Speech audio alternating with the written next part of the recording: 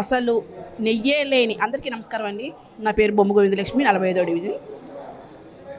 నెయ్యి కాని నెయ్యితో తయారు చేసిన లడ్డూ గురించి మాట్లాడడం అనేది కల్లో కూడా జరుగుద్ది అని ఎప్పుడైతే మేమైతే ఎప్పుడు ఊహించలేదు. కానీ ఈరోజు అలాంటి పరిస్థితి వచ్చినందుకు చాలా బాధగా ఫీల్ అవుతున్నాం. ఎందుకంటే అండి, మన సనాతన ధర్మాన్ని విదేశాల్లో కూడా చాలా గౌరవించి వాళ్ళు మనల్ని చూసి నేర్చుకుంటుంటే మనం ఎలా తయారయ్యామంటే ఈ దేశంలోనే పుట్టి ఈ తెలుగు రాష్ట్రంలోనే ఉండి ఒక తెలుగు వ్యక్తులుగా మనం సిగ్గుతో చచ్చిపోవాలండి.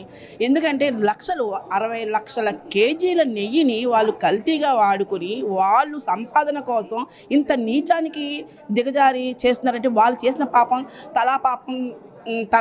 తిలా పాపం తలో పిలుగుడు అన్నట్టుగా వాళ్ళు తప్పులు చేసి ఆ తప్పుని బయటపడటానికి ఇలాంటి నీచమైన బురద జలైపారిగా ఒక నాయకుడి మీద ఎలాంటి నీచమైన మాటలు మాట్లాడుతున్నారో మీరందరూ చూస్తూనే ఉంటున్నారు. కానీ టీవీ ఆన్ చేస్తే పిల్లలకి ఇప్పుడు లడ్డు మాకు మొన్న ఎవరో ప్రసాదం తీసుకొచ్చి లడ్డు ప్రసాదం ఇస్తే కన్నా లడ్డు వచ్చింది తినమ్మ తిరుపతి ప్రసాదం, ఇలా శనివారం కూడా ఉపవాసం కూడా ఉంటాం కదా తినేయ్యా అని అంటే, ఎందుకమ్మా అలా కెమికల్ లడ్డుతో తింటే లేనిది రావటానికి నాకు బాగోలేదు, నాకు దగ్గుగా ఉందని అని అన్నాడు. అంటే పిల్లలు కూడా లడ్డు ప్రసాదంగా చూడలేదండి. ఒక ఏంటి మన బజార్లో వెళ్ళి కొనుక్కుని ఒక 1/2 కేజీ లడ్డు తెచ్చుకుని తింటే ఎలా ఉంటుందో దానికైనా విలువ ఇస్తున్నారు. కానీ దీనికి విలువ లేకుండా పోయినందుకు ఒక తల్లిగా ఒక తెలుగు మహిళగా నేను చాలా బాధపడుతున్నాను.